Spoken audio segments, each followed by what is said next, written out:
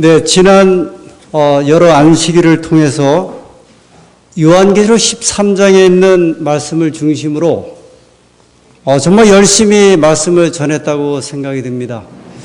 그것도 부족해서 금요일 저녁에 또 2시간에 걸쳐서 이 관련된 말씀을 드렸습니다. 교우님들도 그렇게 동의하십니까? 네, 별로 안 하시는 것 같으네요. 그럼에도 불구하고 저는 마이크를 들고 이렇게 단 아래까지 내려가서 말씀을 전하기도 했습니다. 제가 평소에 이 강단을 잘 떠나질 않는 사람이고 거의 제스처가 없는 사람이에요. 그런데 이상하게 제가 기배를 전하면서 아주 저 끝까지 한번 좀 가보고 싶어갖고요. 교우님들 아주 개인에게 제가 물어보고 싶었어요. 정말 그렇게 생각하시냐고. 이 시대가 그렇게 정말 하나님께서 말씀하신 대로 예언의 성취 가운데 돌아가고 있냐고.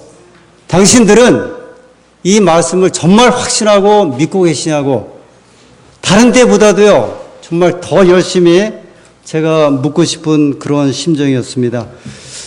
근데 그렇게 이제 말씀을 마치면서 제가 지난 안식일에 정말 기이하신 방법을 통해서 우리 재림교인이 되셨고 그의 전공을 살려서 이 정치학과 관련되어서 하나님의 예언의 말씀과 세상 미래에 대한 전망을 하셨던 그 배진수 장로님의 그분이 쓰신 그 책을 보는 가운데 제가 평소에 조금 생각했던 정말 중요한 주제가 이 장로님의 그 개인적인 경험을 통해서 개인의 생애를 통해서 일어났다는 사실을 확인하게 되었습니다.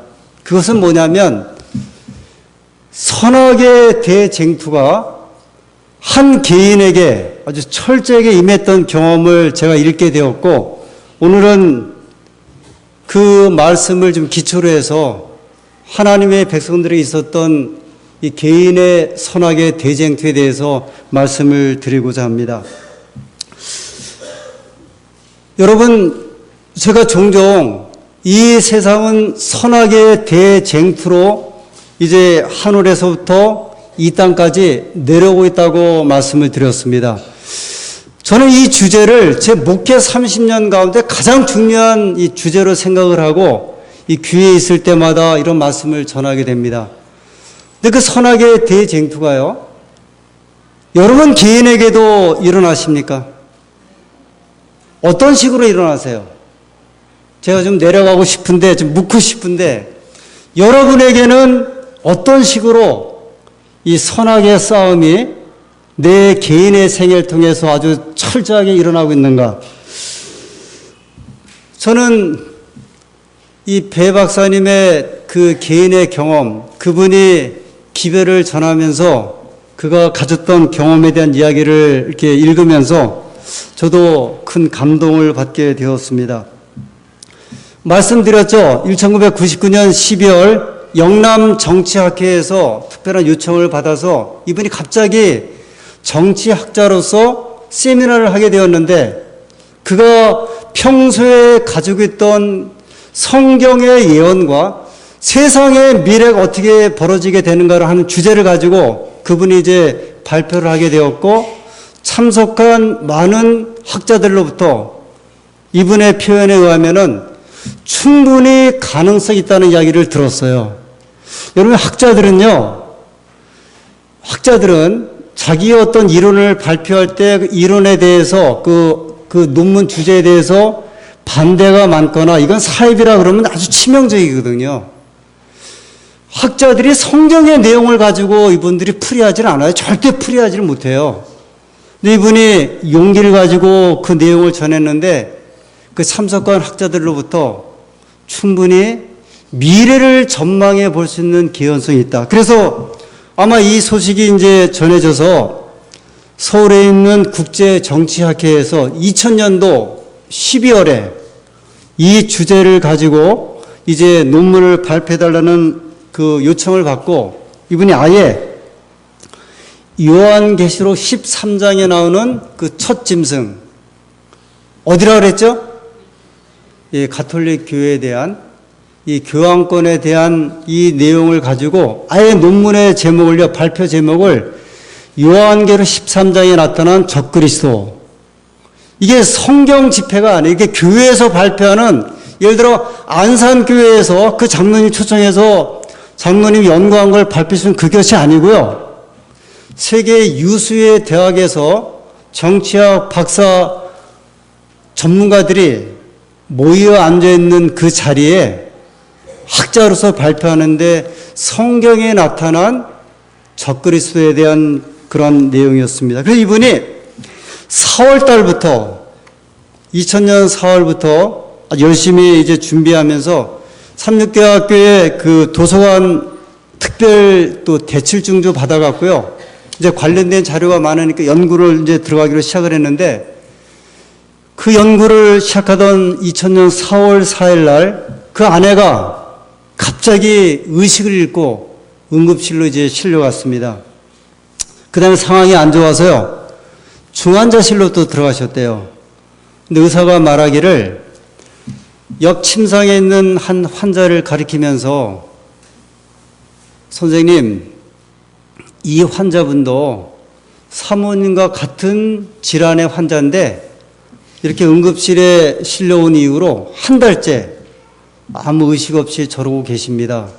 그러면서 혹시 사모님도 이 환자처럼 될지 모르니 마음의 준비를 좀 단단히 해 주십시오. 그런 이제 이야기를 들었어요. 이때가 이 배장로님이 침례받은 지 5년 된 때였는데 정말 하나님을 믿은 이후로요. 이때처럼 아주 철저하게 기도를 한 적이 없었대요. 보통 이제 이런 게 있어요. 그 목사들도 남에게 이렇게 잘 요청하지 않는 게 있어요. 근데 이 학자들도요, 자기를 위해서 교인이지만 나를 위해서 기도해달라는 소리를 거의 잘 안 한대요. 이 여러 가지가 좀 있는데, 그런데 당장 부인이 지금 생사를 가늠할 수는 입장이 되니까 급히 목사님에게 전화드리고 교인들에게 호소해갖고 지금 우리 아내가 지금 아주 위급한 상황이 되었으니 좀 기도를 해 주십시오. 아주 교인들이 열심히 기도했고요. 이 장로님도 자기가 신앙생활한 이후로 이렇게까지 기도한 적이 없다 그래요. 아내가 의식을 찾았는데 3번씩이나 이제 병원에 반복해서 이제 입원합니다. 입원했다가 퇴원했다가 그러면서 여러 개월 동안을 이 병으로 인해서 투쟁을 하는데 이 배장로님이 가만히 생각해 보니까 왜 이런 일이 벌어질까? 사단이 자기가 하고자 하는 일을 방해하는 것을 이분이 느낀 거예요. 자기가 성경 예언을 통해서 이 시대에 벌어지는 그 미래적인 일들을 정말 규명하고 발표하라고 하니까 사단이 내 앞길을 막는구나. 2000년 여름에 직원들과 함께 이제 단체 산행을 이렇게 갔는데 자꾸 이제 아내가 걱정이 돼 갖고요. 다른 직원들은 이제 정상으로 올려보내고 본인은 중간에서 이렇게 내려오는데 갑자기 저쪽에서 한 물체가 오는데 보니까 마귀더래요. 마귀래요. 마귀라고요. 마귀를 만나보셨어요? 실제로 있어요. 그런데 배 박사가 마귀를 보고서 갑자기 무릎을 꿇었대요. 그러면서 막 통곡을 하면서요. 내가 다시는 예언 연구하지 않겠다고. 그러니 제발 우리 딸도 아팠고요. 우리 아내 제발 목숨을 건들지 말라고. 내가 그동안 성경 연구를 쌓아놨던 모든 자료를 다 불태워버리겠다고. 그러나 마귀 앞에 자기가 맹세를 했다는 거예요. 그러면서 내가 다시는 이제 이 일에 내가 관여 안 할 테니까 그냥 옛날처럼 아주 방탕한 생활도 하고 신앙인처럼 살지도 않고 내가 그렇게 살 테니까 염려하지 말라고. 그렇게 눈물로 이제 마귀를 붙들고 호소를 했답니다. 참 이상한 사건이죠. 그날 이제 저녁에 집에 와서 아내에게 조심스럽게 이야기를 했대요. 여보, 내가 산에서 내려오다가 마귀를 만났는데 내가 마귀에게 다 포기하겠다고. 그때 이 아내가 그 말을 듣더니요, 갑자기 충격을 받더니 또 쓰러져 버렸어요. 그 의식을 잃고 또 중환자실에 이제 입원을 한 겁니다. 그때 갑자기 마태복음 11장 37절의 말씀이 떠오르더래요. 아비나 어미를 나보다 더 사랑하는 자는 내게 합당치 아니하고 아들이나 딸을 나보다 더 사랑하는 자도 내게 합당치 아니하느니라. 내가 지금 이 중요한 일을 하고 있는데 하나님 말씀을 내가 전해야 되는데 내가 아내의 또는 딸의 건강 때문에 내가 염려를 하고 마귀 앞에 헌맹세를 했구나. 그래서 그 장로님이 그날 아주 깊은 회개의 눈물을 흘리고 하나님께 기도했답니다. 하나님, 야고보 4장 7절에 마귀를 대적하라. 그리하면 너희를 피할 것이나 말씀하셨는데 제가 마귀를 대적하겠습니다. 제가 하나님의 말씀을 정말 당당히 2000년 12월에 국제정치학회에서 발표하는 이때에 이 적그리스도에 대한 정체를 내가 분명히 밝히겠습니다. 하나님 도와주십시오. 이분이 아주 깊은 마음의 그 다짐을 하나님께 한 이후로 이 중환자실에 입원했던 아내가 건강이 회복되고 이제 돌아오게 되었습니다. 마침내 6개월 후에요. 한국국제정치학회 연례학술회의에서 그분이 성경 예언과 국제정치학 그리고 적그리스도 누구인가 이 논문을 이제 발표하게 됐어요. 근데 논문을 발표하는 날 그 섹션에서 세 방에서 이제 그 정치학회가 발표를 했대요. 이런 세미나실이 세 곳이 있는데 자기가 알아보니까 한 교실만 이런 이제 스크린이 있고요. 그 다음에 저 프로젝터가 있더랍니다. 이 화면을 볼 수 있는. 그래서 이제 이 배 박사님이 이 주최 측에다가 특별히 요청을 했대요. 내가 이번에 하는 그 발표는 저 프로젝터를 쓰고 이 스크린을 통해서 발표하니까 그 장소를 달라고. 그래서 이제 마침내 그 한 장소를 얻었대요. 얻고서 혹시나 해갖고요. 그날 자기 그 부스에서 이 세미나실에서 발표하는 박사가 두 분이었어요. 자기하고 다른 분이 있었는데 그 다른 박사님에게 부탁을 했답니다. 박사님 오실 때 저 프로젝터 기계 좀 하나 여분으로 갖고 오세요 그랬대요. 그 다음에 이 배 박사님이 자기 것도 이제 하나 교회에다 부탁을 해갖고요. 교회 것을 떼어다가 이제 가서 가져간 거예요. 왜 이분이 이렇게 한지 아세요? 사단이 마귀가 방해할 것을 알고서 근데 혹시나 했더니 역시나라고요. 그날 세미나실에 갔더니 멀쩡하게 붙어있던 프로젝터가 없어졌더래요. 이게 도저히 뭐 납득이 안 가죠. 주최 측에다가 이야기도 해놨는데 그래서 이제 자기 것도 가져왔는데 그 다음에 갖고 오신 다른 박사님에게 그러면 박사님 거를 한번 성능이 좋으니까 설치를 하라고. 근데 설치를 하려고 보니까 그분이 연결선을 또 안 갖고 온 거예요. 마침 배 박사님이 혹시나 해서 자기가 프로젝터를 가져갔고 연결선을 가지고 이렇게 연결을 했습니다. 그날 발표를 했어요. 상당한 호응을 얻었어요. 그 다음에 2001년도에 한 번 더 발표를 했어요. 근데 교우님들 마귀가 그렇게 할까 그렇게 생각 드시죠? 아니에요. 종종요. 하나님의 말씀이 아주 분명하게 제시될 때에는요. 별 방법을 통해서 이 방해하는 일들이 세계 도처에서 있어요. 저희 교단에서 아주 유명한 하젤이라고 하는 박사님이 있어요. 독일 분인데요. 이분이 쓰신 책은 지금도 일반 개신교에서 현대 신학의 동향, 구약 신약의 현대 동향, 그 다음에 신약의 현대 동향이라는 책인데 이분의 책은요. 지금도 개신교에서 신학생들의 필수 도서예요. 아주 유명하신 분인데 이분이 또 다니엘서와 요한계시록에 있는 이 사건을 아주 정확하게 해석하고 논문 발표하는 분인데 이분도 개인 비행기 사고로 충돌해갖고 돌아가셨어요. 뭐 정확한 더 이야기는 말씀을 드리지 않지만 이런 일들이 그 충돌을 시킨 사람은 살아났고요. 의문의 비행기의 조종사는 살아났고 이 하젤 박사님은 개인 그 비행기를 이렇게 운행하다가 충돌 사고로 돌아가셨어요. 여러분 이상구 박사님 아시죠? 이상구 박사님이 사실 개인적으로는 자기가 나무랄 데 없이 사는 사람이었어요. 뭐 포르쉐라고 하는 미국의 부자들도 갖기 어려운 스포츠카를 집에다 2대씩이나 놓고서 이제 살았던 사람. 뭐 의사를 개인 그 클리닉을 하면서 아주 나무랄 데 없이 살았던 이분이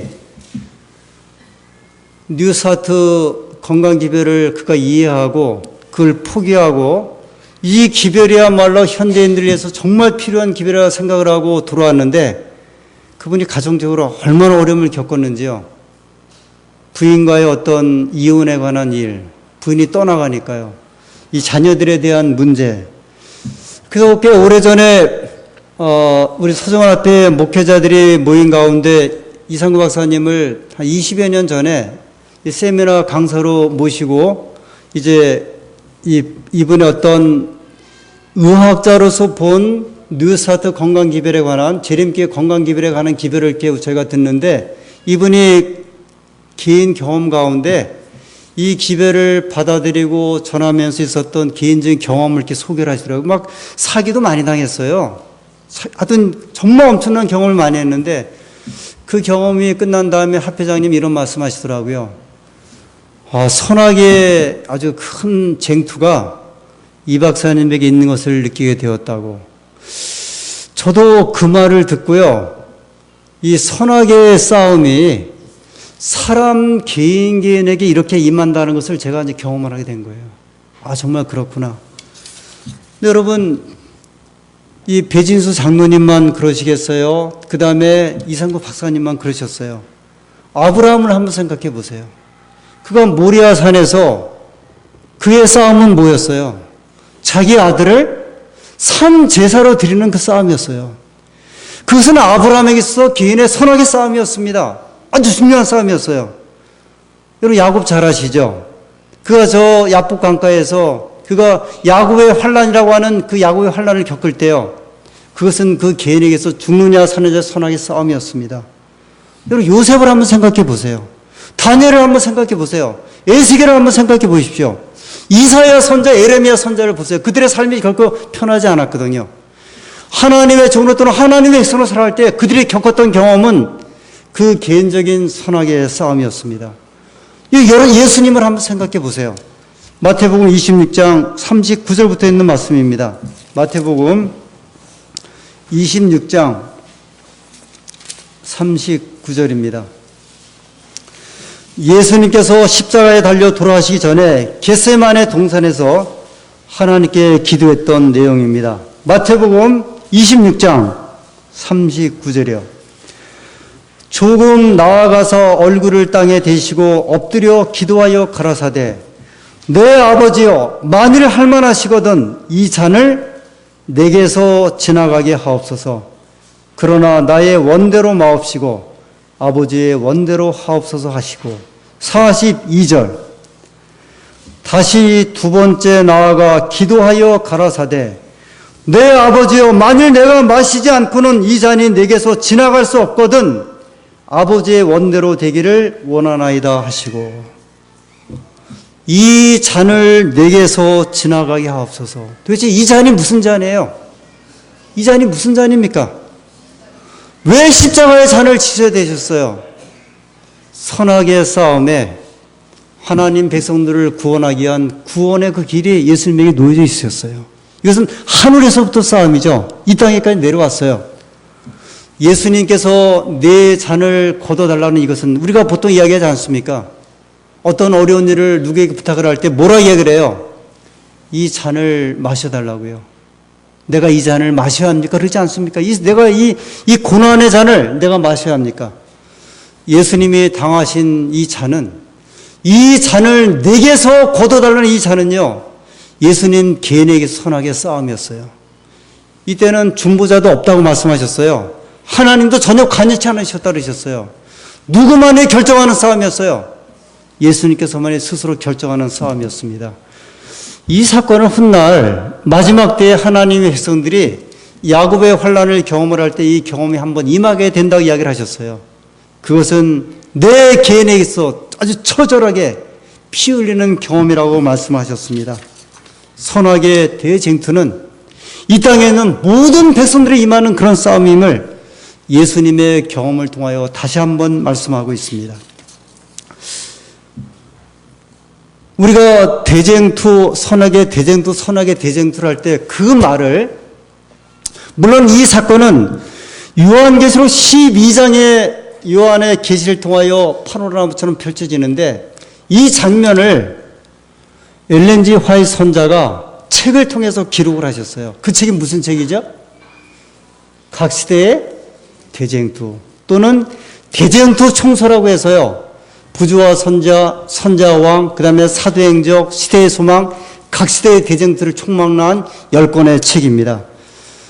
근데 이 기별을요, 1858년 3월 14일 날 화이트 부인이 아주 진실했던 한 성도의 장례식장에 참석을 했어요.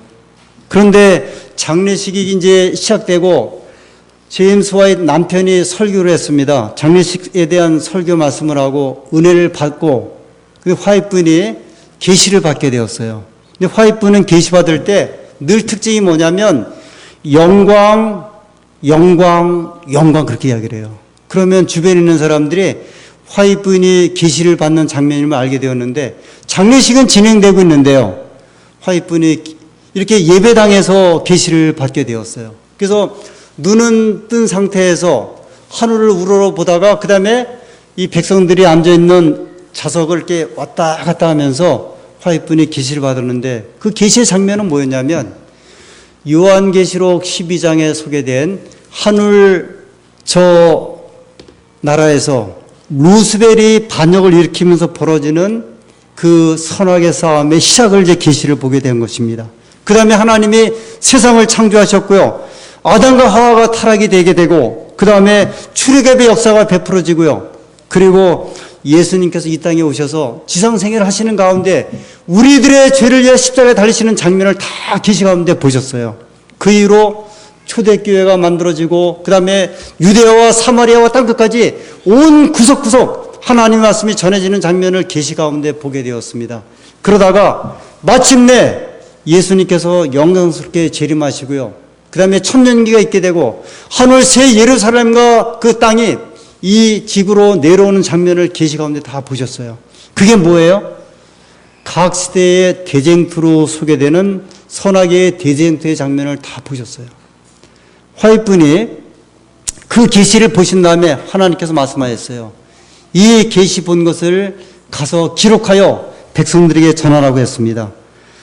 3월 15일 날 화이트 분이 집으로 돌아오는 중에 팔머라고 하는 한 교인의 집에 방문해서 잠깐 이야기를 나누는데 갑자기 화이트 분의 그 심장을 무엇인가 탁 치는 그런 순간이 있었어요. 그러면서 그분의 한 그 몸이 마비가 되었는데 요새식으로 말하면 중풍이었어요. 그러면서 한쪽이 마비된 가운데 전혀 이제 글을 쓸 수 없는, 말할 수 없는 그런 상태로 이제 임하게 되었고요. 한동안 인사불성 상태가 되었습니다. 그분이 그러는 가운데서도요, 이 글을 쓸 수 없는 가운데서 이 팔걸이에다 의지해갖고 계시본 각세대 대쟁투를 쓰셨는데 그 대쟁투를 3개월 동안 다 쓰시고 난 다음에 하나님께서 계시를 보여주셨는데요. 화이트 부인이 그 팔머의 집에서 이야기를 나누는 가운데 사단이 하나님의 종 엘렌 G 화이트 부인을 치는 장면을 하나님께서 보여주셨어요. 목숨까지도 빼앗아서 가려고 할 때요, 하나님의 천사들이 마귀를 이렇게 둘러싸서 막는 장면까지 보셨어요. 화이트 부인이 평생 사는 동안에 3번 마귀로부터 죽을 경험이 있었어요. 나중에 그 계시 가운데 다 봅니다. 한 번은 열차 충돌을 일으켜갖고 죽이려고 하는 사건도 있었고요. 지금처럼 이 중풍으로 몸을 쳐갖고 마비시키는 그런 일도 있었습니다. 선악의 이 대쟁투를 하나님 택하신 하나님의 종이 쓰고 전하는 데까지도 누가 그 몸을 치셨어요? 누가 몸을 쳤어요? 마귀가 쳤어요. 여러분, 이 사건이 얼마나 깊고 중요하면 이 싸움이요, 하늘에서부터 이 땅에 있는 백성들에게 벌어지게 됩니까? 우리의 선악의 대쟁투는 3번 있습니다. 하늘에서, 이 땅에서 예수님과의 싸움에서, 그리고 마지막으로 교회와 우리들에게 있습니다. 요한계시록 12장 17절에 용이 여자의 남은 자손 누구예요? 곧 하나님의 계명을 지키며 예수의 증거를 가진 자들로 더불어 싸우려고 바다 모래 위에 섰더라. 용이, 마귀가 마지막 때에 누구를 위해서 서겠다고요? 하나님의 계명과 예수의 증거를 가진 백성들과 더불어 싸우려고 바다 모래에 서겠다고 하셨어요. 용의 마지막 그 대상은요, 그는 하나님의 남은 백성이에요. 여러분, 사냥꾼이 2마리의 토끼를 쫓는데 한 마리는 총으로 쏴서 맞췄어요. 그럼 이 사냥꾼이 누구를 쫓아갑니까? 산 놈을 쫓아갑니까? 죽은 놈을 쫓아갑니까? 산 놈이에요. 죽은 놈은 죽은 토끼는 이미 내 거예요. 그럼 건들 필요가 없어요. 살아있는 토끼를 쫓아가요. 마귀가 마지막 때요, 누구를 쫓아오겠어요? 누구를 향해서 우는 사자같이 달려들겠습니까? 이미 자기 편 된 사람들은 건들 필요가 없어요. 요한계시록 12장 17절에 마귀가 그 여자의 남은 자손, 그 교회의 남은 자손이요, 하나님의 계명을 지키며 예수의 증거를 가진 자들과 더불어 싸우려고 바다 모래 위에 서겠다. 우리 인생에 그래서 싸움이 있는 거예요. 우리 개인의 하는 일에 싸움이 있는 거예요. 편안할 수가 없죠. 가정적으로, 직장에, 또는 사업에. 직장생활, 편한 직장생활이 있어요? 없어요. 우리 둘째 딸이 한 4, 5년 전에 한 직장에 입사를 했는데 그때 8명이 입사를 했대요, 동기가. 근데 8명이 1년 만에 7명이 다 나갔대요. 우리 딸이 그만둔다 그래서 너는 그만두면 집에 들어올 데 없다 그랬어요. 너 거기서 싸워서 이겨야 된다. 아빠도 10년 동안 직장 생활했는데 자꾸 그만둔다고 하기 시작을 하면 끝없이 그만둔다. 그것도 네 인생의 싸움이다. 결국은 3년 동안 직장을 다니더라고요. 그냥 다니는 직장이 어디 있어요? 가정이 그냥 된다고 생각을 하십니까? 교회가 그냥 된다고 생각을 하세요? 사업이 그냥 된다고 생각을 하세요? 사업하시면서 기도 안 하시고 직장 다니면서 공부하면서 기도 안 하면 그 공부가 되겠어요? 아니에요. 그 자체가 선악의 싸움입니다. 제가 존경하는 한 목사님이 계십니다. 김군준 목사님이신데 이분이 이제 쓰신 책을 제가 보니까 예전에 이제 그 목회를 하실 때 어느 교회에 부임을 했는데요. 그 교회가 너무 어려워서 5년 동안 겨울에 난방 없이 예배를 드리는 교회였대요. 시골 교회였는데 한번 생각을 해보세요.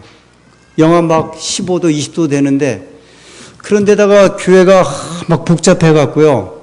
정말 돈이 없어 그런 게 아니라 아주 막 복잡한 문제가 있어서 이 목사님이 내가 도저히 목회를 못하겠다. 그래서 이제 사표를 써가지고 3번씩이나 대장님을 만났대요. 이 대장님들이 워낙 구렁이라 이렇게 만나러 오면 벌써 이 사람이 그만두려고 하는가 보다 알고서 오면서 자기 어려운 이야기를 다 한대요. 내가 어렸을 적, 내가 어디서 목회할 때 그러면요. 이 사람은 이것도 사표도 못 꺼내내고 그럼 그냥 목사님 알았습니다. 돌아오고 3번이나 그랬는데 도저히 안 되겠더래요. 그래서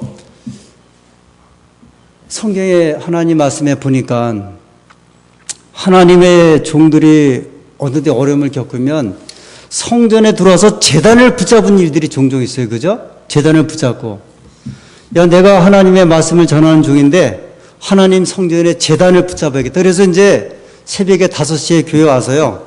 이 강단에서 서갖고 성경을 30분을 읽었대요. 성경을 쭉 읽고 그 다음에 30분을 어떤 책을 읽을까 하다가 무슨 책을 읽었겠어요? 이 정도 되면 답이 나오죠. 제가 오늘 제목이 뭐예요? 대쟁투잖아요. 그 무슨 책을 읽어야 돼요? 안식일교회 목사가? 대쟁투죠. 그래서 대쟁투를, 각시대 대쟁투 학원을 하루에 30분씩 읽고, 그 다음에 30분 성경, 30분 대쟁투, 잘 기억하세요. 사업이 안 되시는 분들이요. 그 다음에 30분 기도를 했대요. 자기 문제를 해결하기 위해서. 10월 달에 시작을 했는데, 그러다 보니까 3개월이 지나고 겨울이 지났는데, 겨울 내내 그냥 1시간 반 동안 추운 겨울에 각시대 대쟁투를 읽는데, 이 말씀 읽다 보니까 이 모든 이 지구의 일들이 선과 악의 치열한 싸움인 것을 이분이 깨닫게 된 거예요. 선악의 싸움이 있고, 이 선악의 싸움이 하나님 백성들이 어떻게 서야 될 것을 보게 되었고, 내가 지금 째째하게 이런 문제로 사표를 낸다고 하면 하나님의 교회는 어떻게 될 것이며, 이 하나님의 교회를 과연 누가 이끌어갈 것인가. 그래서 그는 그 사표를 내고자 하는 마음을 이제 찢어버리고요. 이 목사님이 고백하기를, 제가 37년, 40년 동안 목회하는 동안에 어려운 일이 있을 때마다 그는 각 시대의 대쟁투를 꺼내서 읽었대요. 그런데 이분이 합회장이 됐어요. 그러니까 또 누가 막 찾아와요. 목사들이 와서 사표를 낸다 그러면 그랬대요. 내가 사표 받겠다. 그런데 한 달 동안 숙제를 주는데 각 시대의 대쟁투 학원을 읽고 그리고 찾아오라 그랬는데 이제까지 한 명도 다시 찾아오지 않았대요. 하나님의 종들이라 할지라도요, 이 세상에 일어나는 일들이 어떻게 되는지를 하나님 말씀을 통해서 분명히 용기와 힘을 얻을 수 있음을 말씀하셨어요. 근데 이 목사님은요, 제가 이분이 쓰신 책이 엘렌지 화이트과 건강기별 그런 책인데, 확실히 영적인 면이 아주 밝다는 사실을 다시 한번 기억하는데, 이 목사님은 위생병원에 원목실에 또 여러 해 계셨는데, 이분이 중환자실을 많이 다니셨어요. 근데 자기가 보니까요, 임종의 순간까지도 선악의 싸움은 계속된다. 그걸 느끼셨어요. 저 이제 어르신들 이 말씀 잘 들으셔야 돼요. 마지막 돌아가실 때까지라도 이 선악의 싸움은 그치지 않는다. 여러분, 유다서 한 말씀 볼게요. 유다서 1장 9절. 신약성경 거의 마지막입니다. 요한계시록 앞에 있죠. 유다서 1장 9절.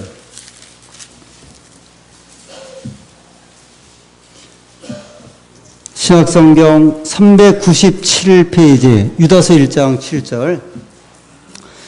천사장 미가엘이 모세의 시체에 대하여 마귀와 다투어 변론할 때 감히 회방하는 판결을 쓰지 못하고 다만 말하되 주께서 너를 꾸짖으시기를 원하노라 하였거늘.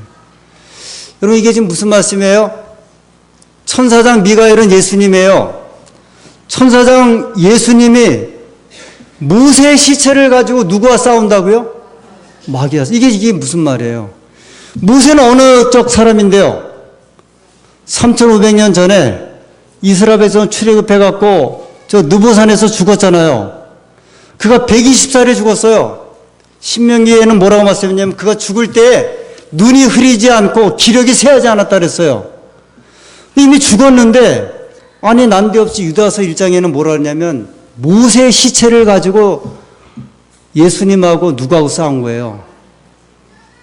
여러분, 시체 가지고도 싸워요. 시체 가지고도 자기의 편이라고 싸워요. 그러니 살아있는 사람 가지고는 얼마나 더 싸우겠어요. 생각해 보세요. 죽은 시체 가지고도 하나님과 마귀가 내 거라고 싸우는데 살아있는 사람 가지고. 그러니 우리가 우리 생애에 이 인생의 고난이 없을 수가 없는 거예요. 마귀가. 그래서 누구도 또 가지고 싸워요. 욥 가지고 싸우잖아요. 욥이요.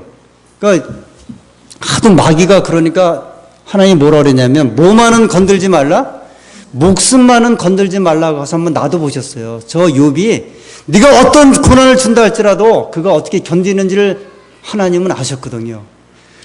그래, 죽은 시체 가지고 싸우니 살아있는 몸 가지고 싸우는데, 이 마귀가 죽어가는 사람들도 어떻게 하냐면 그 마음을 뺏고자 하는 거예요. 근데 목사님은 개인적인 경험을 하셨는데 사모님이 좀 일찍 돌아가시게 되었어요. 불치병으로. 중환자실에 계셨는데 그때 이 목사님이 이생병 원목이셨는데 부인을 만나러 들어가면 갑자기 부인이요. 막 예수님을 욕을 하더래요. 그 하나님을 모른다 그러고요. 이게 돌아가실 때가 되면 사람의 정신이 이렇게 왔다 갔다 해요. 그래갖고요. 헛것이 막 보이고 그래요.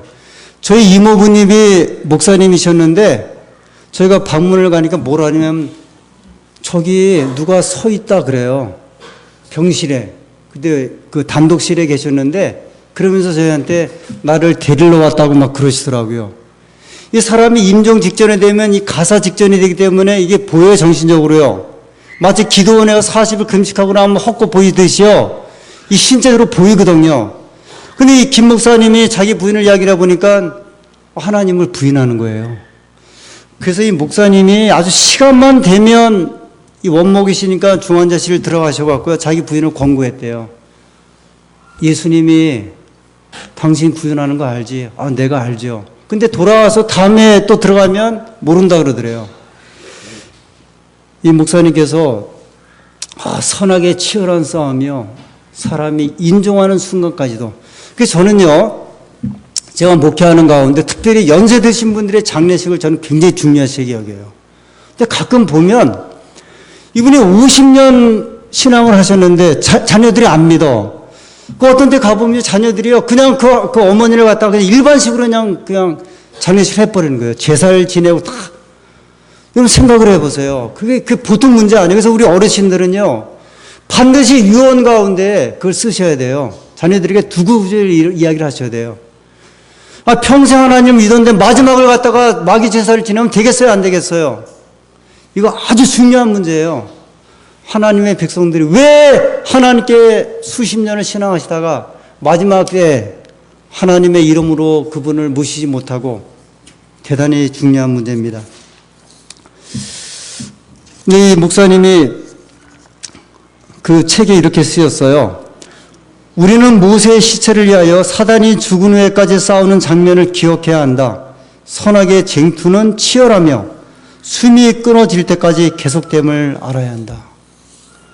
에베소서 6장에 있는 말씀을 읽고 이제 오늘 시간 마치겠습니다. 에베소서 6장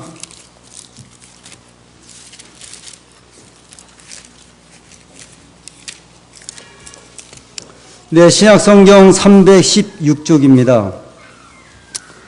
에베소서 6장 12절 우리의 씨름은 혈과 육에 대한 것이 아니요 정사와 권세와 이 어둠의 세상 주관자들과 하늘에 있는 악의 영들에게 대함이라. 우리의 싸움은 지금 사람의 싸움이 아니라는 혈과 육은요 뭐 어떤 친구, 이웃, 친척 간의 그 싸움이 아니라는 거예요. 지금요 우리가 지금 한가하게 그 싸움에 노닥거릴 시간이 없다는 거예요. 우리의 싸움은 정사와 권세와 이 어둠의 세상 주관자들과 악의 영들에 대한 싸움이라. 이게 무슨 싸움이에요? 이 싸움이요? 선악의 싸움이에요. 선악의 싸움. 그러므로 이 말씀하기를 11절에 하나님의 전신갑주를 입으라 말씀하셨고요. 17절에 보면 성령의 검 곧 하나님의 말씀을 가지라 그러셨어요. 우리가 대쟁투를 이해하시려면 각시의 대쟁투를 반드시 읽으셔야 돼요. 대쟁투를 알아야 대쟁투를 이길 수 있습니다. 오늘 저는 요한계시록 13장에 있는 이 말씀을 제가 쭉 주석하고 말씀을 드리면서 여기까지 이르게 되었어요. 자녀들 신앙 꼭 챙겨주시기 바랍니다. 그냥 두지 마세요. 그냥 알아서 신앙하겠지 그렇게 하지 마세요. 우리 가족들의 신앙, 남편 신앙이야 그냥 생각하지 마세요. 왜냐하면 그 자녀들에게 분명한 선악의 싸움을 우리가 소개를 해줘야 돼요. 하나님의 은혜가 우리 사랑하는 모든 교우님들에게요. 다시 한번요. 우리가 직장, 가정, 사업 마귀가 분명히 꾀거든요. 하나님께 간절히 기도하시고 그 싸움에서 이길 수 있도록 철저하게 기도하고 붙드시고 하나님의 능력을 구하시는 저 우리 모든 교우님들 되시기를 간절히 소원하면서 오늘 말씀 마치겠습니다.